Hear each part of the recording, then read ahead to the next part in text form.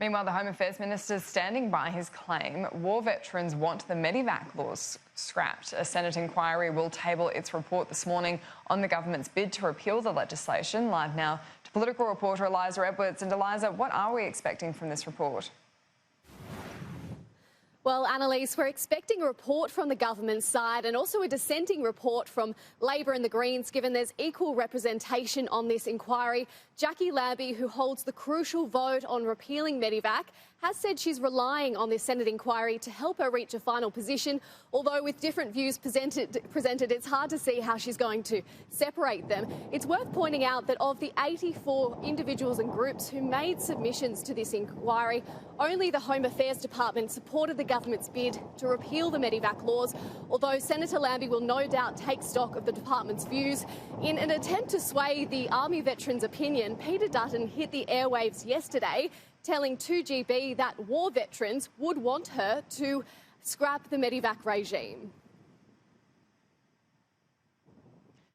I think, in a way, she looks through the lens of, well, you know, what would a veteran think, or what would a veteran want me to do in relation to these matters, and you know, something she can speak to. But I believe very strongly that most Australians, and certainly the vast majority of veterans, would want us to abolish this law. Annalise, Minister Duttons' view there has raised a few eyebrows, given he didn't give a source for the claim. I asked him this morning what evidence he has to support the assertion he made.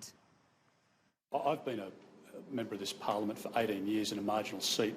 I can tell you I've got hundreds of war veterans in my electorate, and the vast majority, I can assure you, knowing them personally and knowing the way in which they think about these matters, would strongly support the government's position to abolish Medevac laws.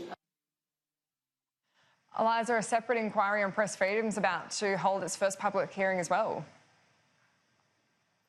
That's right, Annalise. Not to be confused with the PJCIS inquiry. This is a second inquiry demanded by Labor and the Greens in the wake of those police raids on the home of News Corp journalist Annika Smethurst and the ABC officers. This inquiry will more broadly look at the laws around journalists and whistleblowers, with News Corp executive Campbell Reid the first to give evidence this morning. Annalise?